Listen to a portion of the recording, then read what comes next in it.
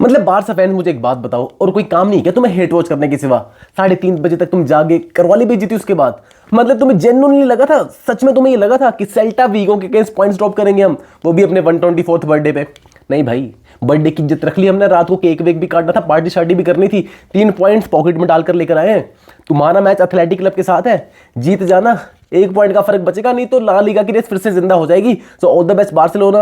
And ये जो match हुआ था ना भाई Celta Vigo against, I know कि हम नहीं खेले अच्छा, लेकिन जो पहला वाला फिक्चर हुआ था ना इस सीजन का अगेंस्ट सेल्टा वीगो, अपने घर में हारे थे हम 2-0 से, पेला था हमें सेल्टा वीगो ने। सो ये वाला रिवेंज भाई मच नीडेड था।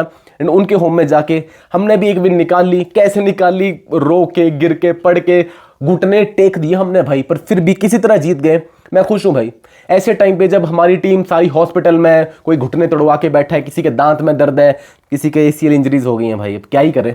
स्टिल कुछ मिक्स विक्स करके कैस्टिला से प्लेयर ला के, कुछ पुराने मंडी शंडी डाल के, जिन्होंने 1 साल से फुटबॉल नहीं खेला है, हमने विन निकाल ली। एंड काफ़ी है मेरे लिए, अब क्या ही कर सकते हैं इसके अलावा। बाकी यार सेल्टा वीगो ने ना पूरे के पूरे 90 मिनट तक ना कुक करके रखा था उन्होंने।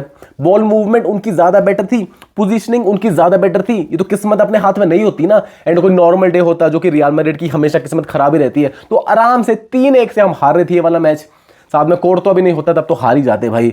पर फिर भी भाई किसी तरह तुमने विन निकाल ली ना, थैंक यू भाई। मतलब तुम यही करते रहो, रो रो के जीतते रहो, पर जीतते रहो भाई। छोटी मोटी टीम से अगेंस्ट विन निकाल लो, यही वाले पॉइंट्स सीजन में आगे जाके काम आएंगे। 11 मैचेस बचे हैं सिर्फ, लेट्स ट्राई की 33 पॉइंट में से 33 जीत कर लाएं। आगे अगर तुम पॉइंट्स टेबल की तरफ नजर डालोगे ना ला लीगा की, तो अभी बार्सिलोना तुम्हें 1 पॉइंट आगे दिखेगी, बट स्टिल उनके पास अभी एक गेम है हाथ में, जो कि आज उनकी एथलेटिक क्लब के अगेंस्ट है। तो वो सब कुछ तो ठीक है, मतलब हमें अपनी परफॉर्मेंस बेटर करनी, साथ में इस चीज का इंतजार करना है कि अगर बार्सिलोना ने थोड़ा बहुत ही बोटल किया ना भाई, तो हम उस अपॉर्चुनिटी का फायदा उठाएं एंड ट्राई करें कि एल क्लासिको जो होगा उसमें एटलीस्ट ड्रॉ तो कर लें। ड्रॉ कर लो या जीत जाओ, साथ में बारसा का मैच कहीं किसी और से हार जाए, क्योंकि हमसे तो वो हारने वाली है नहीं, तो कम से कम हम थोड़ा टेबल टॉप की रेस में लगे तो रहेंगे। ऐसे तो मुश्किल है क्योंकि भाई, तो every opportunity that Real Madrid gets we have to conquer that opportunity मेरे दोस्तों। बाकी स्टार्टिंग की बात करें तो भाई विनीसियस जूनियर पे आना चाहूंगा मैं। बहुत ही खूबसूरत बॉल खिलाई थी ट्रेंट अलेक्जेंडर आर्नल्ड ने। विनीसियस ने ट्राई भी किया था बहुत अच्छा फिनिश करने का, बॉल अंदर जा रही थी, ऑलमोस्ट अंदर चली गई थी, पर खंबे से टकरा गई, ताली बाहर चली गई।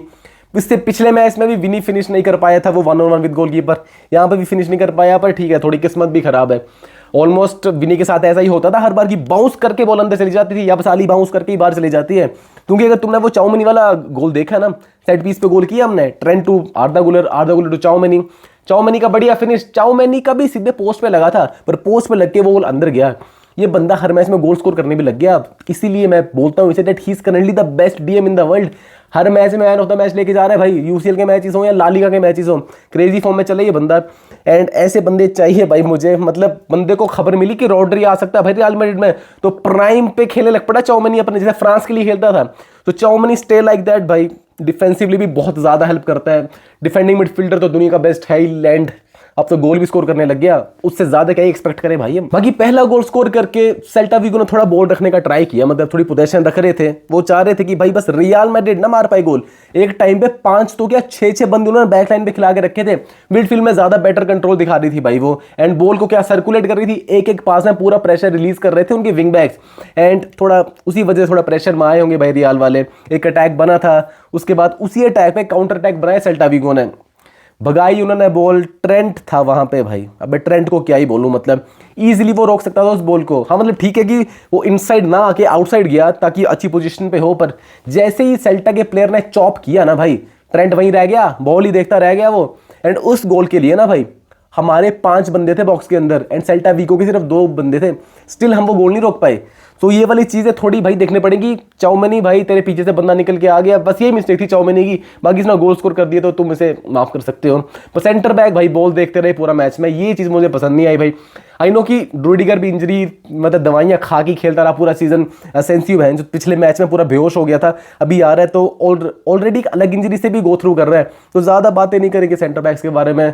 एटलीस्ट बंदे पिच पे आए इंजरीज के बाद भी एंड मैच जितवा दिया तो भाई ठीक है, पर ये वाला इक्वलाइजर था, ये तो मैं अवॉइड कर सकते थे अगर थोड़ा मतलब एक केमिस्ट्री होती center backs and wing backs के साथ। तो बाकी अगर रियल मैड्रिड की बात करें ना मेरे दोस्तों, तो इन्हें आजकल देखना ना भाई कसम से एक पनिशमेंट जैसा हो गया।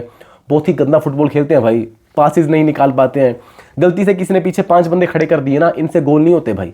अब अगर मैनचेस्टर सिटी भी इसी मेंटालिटी के साथ आ गई ना, क्योंकि उनका हालैंड तो गोल मार लेगा पर हम गोल नहीं कर पाएंगे, तो 4-5 गोल कहीं नहीं जाते, आराम से हो सकते हैं 4-5 गोल। तो लेट्स होप भाई एम्बापे वापस आ जाए, थोड़ा करेरास वगैरह वापस आ जाएंगे, लेट्स होप कि हाउसन भी वापस आ जाए, तो थोड़ी सॉलिडारिटी मिले, थोड़ा ऑफेंसिव हम भी खेलें भाई। नहीं तो लो ब्लॉक के अगेंस्ट तो हम कुछ उखाड़ नहीं पा रहे भाई, कोई गेम प्लान नहीं दिखता मेरे को, कोई केमिस्ट्री नहीं दिखती प्लेयर्स में। आर बिलो क्या टैक्टिक्स बना के भेजते हैं मेरे को कोई आइडिया नहीं है भाई, बट स्टिल कम ऑन यार, मतलब तुम रियल मैड्रिड हो, आई नो कि तुम्हारी प्लेयर इंजर्ड है, बट थोड़ा एफर्ट मारो भाई, थोड़ा दिमाग से खेलो यार, कब से तुम एक इतने लेजेंडरी क्लब में खेल रही हो, थोड़ा मतलब बैच के लिए पैशन दिखा दो प्लीज। बाकी फर्स्ट हाफ में तो हम गंदा खेल ही रहे थे, तो मुझे लगा था कि सेकंड हाफ में कुछ उखाड़ेंगे हम, लेकिन भाई सेकंड हाफ में हम फर्स्ट हाफ से भी गंदा खेल ले। पूरा सेकंड हाफ बिल्कुल स्मूथ सीधी लाइन में चला था अंटिल वालवर्डे का वो जो लास्ट में गोल आ गया भाई, शुक्र है, मतलब वो गोल नहीं आता तो भाई मतलब मुझे इतना बुरा लगता भी नहीं। वैसे मैं तो यही मान के चला था कि ड्रॉ कर लेंगे, तो सारी टीम इंजर्ड पड़ी है, इनसे आपस में खेले जा नहीं रहे, वाइब्स के भरोसे पे तुम मैच नहीं जीत सकते, तुम्हें उखाड़ना पड़ेगा, तुम्हें ज्यादा क्रिएटिव होना पड़ेगा, जो कि हम नहीं हो पा रहे थे। बट स्टिल भाई लास्ट में फर्डिनांड मेंडी का वो जो उसने टैकल मारा है ना बॉक्स के अंदर, दैट वाज क्रेजी। उसके बाद हमारा एक नया लड़का आया था कैस्टिला का, मिगुएल शायद नाम था उसका, उसने एक टैकल मारा बिल्कुल क्लीन। उस टैकल के बाद हमें कॉर्नर मिला है, ये 2 टैकल्स भाई गेम चेंजिंग थे। उस कॉर्नर पे फिर एक रिबाउंड आया एंड फेडे वालवर्डे का जबरदस्त शॉट आया भाई, डिफ्लेक्ट हो गए, बॉल अंदर चली गई, पर मैं लूंगा भाई, इस विन को मैं कंसीडर करूंगा। 3 पॉइंट से मतलब था मुझे एक टूटी फूटी टीम में, जिनमें कहीं कोई पैर नहीं है, कहीं की हड्डियां टूटी हैं, कहीं के दांत में दर्द है भाई। सो 3 पॉइंट्स आगे, वालवर्डे ने गोल स्कोर कर दिया, दोनों डीएम्स ने गोल स्कोर कर दिया, दोनों भाई मिलके बहुत अच्छा खेल रहे हैं एंड फेडे वालवर्डे को थोड़ा फ्रीली रोम करने दे रहा है आर्बेलोआ, तो ऐसे ही करते रहे ना भाई, इस बंदे पे ज्यादा बंदिशें मत लगाओ, नहीं तो उसका दिमाग खराब हो जाता है। लेट हिम फ्री, मतलब let him roam freely and ये करके देगा भाई तुम्हें गोल्स। 3-4 शॉट्स वालवर्डे को मारने चाहिए हर मैच में आउटसाइड ऑफ द बॉक्स, एक आध तो अंदर चला ही जाएगा, नहीं भी गया तो कम से कम प्रेशर तो बना रहेगा ना भाई डिफेंस पे, गोलकीपर पे। बाकी थोड़ी टैक्टिकली बात करें तो आर्बेलोआ से मुझे थोड़ी दिक्कत है भाई, कि मतलब जो उसने स्टार्टिंग लाइनअप रखी थी आई थिंक थोड़ा बेटर हो सकती थी। ब्राहिम डियाज को उसने स्टार्ट कराया, गोंजालो गार्सिया को ही स्टार्ट कराना चाहिए भाई, क्रॉस डालने वाले बंदे हैं, मेंडी भी क्रॉस डालता है, ट्रेंट भी क्रॉस डालता है, सिर्फ गोंजालो गार्सिया हेडर मार पाएगा भाई, ब्राहिम और विनीशियस के बस का है नहीं। ब्राहिम डियाज सिर्फ एज अ सब्स्टिट्यूट ही अच्छा खेलता है एंड आई थिंक भाई लास्ट चांस ये इसका भी, इसके सीजन के बाद आई डोंट थिंक कि रियल मैड्रिड रखेगी इसे, इसका जाना बनता है, चला भी जाएगा मेरे हिसाब से। बाकी बैक 3 की बात करें तो भाई मेंडी को छोड़ के ना बाकी सबने हगा आज। रूडिगर थोड़ा बहुत लगा कहीं कहीं पे मतलब कि अच्छा कर रहा है, बट स्टिल भाई एज अ रूडिगर, एज इतना एक्सपीरियंस डिफेंडर वो है, तो एक्सपेक्ट करते हैं कि भाई ज्यादा अच्छी परफॉर्मेंस दे। बाकी आर्बेलोआ को ब्लेम करना ईजी है, पर क्यों ही करना ब्लेम, मतलब ये बंदा तो कोच भी नहीं है भाई, ये सिर्फ एक लॉन्ग टर्म प्रॉब्लम का ना शॉर्ट टर्म सोल्यूशन है, इंटरिम कोच है भाई सिर्फ ये। अब तुम इसे सैक बैक कर दो, वो भी 10-11 मैच बचे हैं हमारे मुश्किल से, उस टाइम सैक करके कोई फायदा नहीं है। नए मैनेजर को आने दो, आराम से नए मैनेजर को टाइम दो, प्री सीजन खिलाओ, ट्रेनिंग कराओ, उसके बाद ट्रांसफर विंडो खुलेगी, उस टाइम कुछ प्लेयर्स आएंगे, कुछ प्लेयर्स जाएंगे, तो ये सब चीज़ें करके तुम एक टीम बिल्ड कर सकते हो। इस सीजन तुम ये उम्मीद लगा लो कि ट्रॉफी लेस चलने हैं, एक का ट्रॉफी आ गई तो बहुत बड़ी बात होगी भाई, इतने बुरे हाल है ना, एक भी ट्रॉफी आ गई ना हम मतलब खुश हो जाना, मतलब छुट्टियां डिक्लेयर कर देना मैड्रिड के शहर में अगर एक ट्रॉफी भी रियल मैड्रिड जीत गई। पर इस टाइम पे सैक करना आर्बेलोआ को पॉइंटलेस है भाई, कोई फायदा होगा नहीं उसका। बाकी कुछ प्लेयर्स के बारे में बात करना चाहूंगा, सबसे पहले तो कोर्तोआ भाई, थैंक यू भाई, thank you again, her match में शुक्रिया अदा करता हूं मैं तेरा, मैं तेरे दस्ताने चूमूंगा मुझे कब तू मिल गया भाई, इतने सेव किए भाई, best goalkeeper in the world है। मैन ऑफ द मैच चाउमिनी को दे दिया इन्होंने, बट कोर्तोआ डिजर्व करता था भाई, 2 मैन ऑफ द मैच दिया करो, एक गोलकीपर को हमारे और एक जो भी जिसने गोल वोल कर लिया या अच्छा खेला। उसके अलावा हमारा एकेडमी प्लेयर थियागो पिटार्स मेरे दोस्तों बहुत अच्छा लगा, बीच में थोड़ी बहुत गलतियां कर रहा था, बट एज अ यंगस्टर बहुत ही अच्छी परफॉर्मेंस थी। थोड़ा टाइम मिलेगा, बड़े लोगों के साथ उठेगा बैठेगा ना, जब ये बेलिंगम टाइप, वालवर्डे टाइप बहुत सारी चीजें सीखेगा एंड आई थिंक भाई he could be the next big thing अगर रियल मैड्रिड उसे टाइम देती है एंड लोन पे नहीं भेजती है, तो हर बार गैलेक्टिको करके कुछ नहीं होगा। बीच में पलासियोस भी आया था भाई, पलासियोस भी बहुत अच्छा लगा, थोड़े बहुत जो थ्रेट बने थे ना सेकंड हाफ के लास्ट वाले मिनट्स में, पलासियोस पूरी तरह इन्वॉल्व था उन चीजों में। उसके अलावा चाउमिनी भाई ऑलवेज एक्सीलेंट, पिछले 6-7 मैचों में ना बंदे ने कमाल करके रखा है सीरियसली।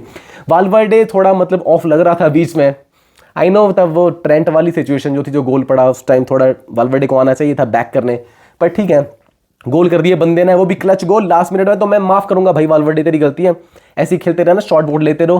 बाकी विनीशियस की पुअर फिनिशिंग थी आज, पिछले मैच में पुअर थी, आज कुछ ऐसे ड्रिबल्स कर भी नहीं पाया, तो I think that was very poor of Vinicius. Mbappe की एब्सेंस में भाई तेरे को मतलब स्टेप अप करना पड़ेगा, तुझे से ही उम्मीद है, तू ही नहीं खेलेगा तो कौन खेल के जाएगा। और बाकी ब्राहिम डियाज को मैं गुड बाय बोलता हूँ भाई, पेनेका की प्रैक्टिस कर, मोरक्को में ही रहे, ये वाली सीजन के बाद तू चले जा, यंगस्टर है, अच्छी फॉर्म में, तो निकल जा भाई। बाकी डिफेंस की बात करें तो शेकी था, पर अभी इंजरी से प्लेयर आएंगे, सस्पेंडेड प्लेयर्स वापस आएंगे तो डिफेंस वाली प्रॉब्लम भी थोड़ी बहुत तो सॉल्व हो ही जाएगी भाई। बाकी भाई ऑलमोस्ट 2 साल हो गए हैं ट्रॉफी जीते हुए कोई, अभी रियल मैड्रिड नंबर 2 पे चली है, बारसा से 1 पॉइंट पीछे, बट अभी प्रेशर बारसा पे है। एथलेटिक क्लब के अगेंस्ट मैच है, निको विलियम्स अगेंस्ट बार्सिलोना फिर से देखने को मिलेगा। फर्स्ट वाला फिक्सचर तो बार्सिलोना काफी इजीली जीती थी, देखते हैं कि अगर यहाँ पे वो पॉइंट ड्रॉप करते हैं तो रियल मैड्रिड रेडी है भाई एक मौका ग्रैब करने के लिए। इसके बाद बारसा के रायो वालेकानो वगैरह के साथ भी मैचेस हैं, तो दिक्कत तो होगी भाई। उसके अलावा भाई मेरा मैन ऑफ द मैच तो चाउमिनी ही होगा। कोर्तोआ भी हो सकता था second man of the match, but भाई चाउमिनी ने गोल स्कोर किया है, बहुत अच्छा संभाल के रखा उसने, एक डिफेंडिंग मिडफील्ड को, इस एरिया को पूरा उसने कॉन्कर करके रखा विद फेडे वाल्वर्डे ऑब्वियसली। पर ठीक है, चाउमिनी को दे दूंगा मैं। बाकी तुम बताओ यार, तुम्हें कैसी लगी ये परफॉर्मेंस, एंड तुम्हें क्या लगता है कि ऐसी टीम एंड ऐसी परफॉर्मेंस सफिशिएंट होगी अगर हम मैनचेस्टर सिटी के अगेंस्ट खेलेंगे तो? बाकी इंतजार करते हैं भाई, 3-4 दिन के बाद सिटी के अगेंस्ट मैच है। मैं डरा हुआ हूँ, आई जस्ट वॉन्ट कि अगर हारोगे भी ना तुम तो कम से कम 1 या 2 गोल के डिफरेंस से ही हारना। बाकी सेकंड लेग में देख लेंगे, कुछ कर पाए तो, कुछ बंदे वापस आ पाए तो। Let's hope for the best कि एटलीस्ट ड्रॉ तो कर लें। बाकी तुम बताओ गाइस अपने थॉट्स, एंड प्लीज लाइक कर दो वीडियो को, चैनल को सब्सक्राइब करो। तब तक के लिए हाला मैड्रिड या दमास।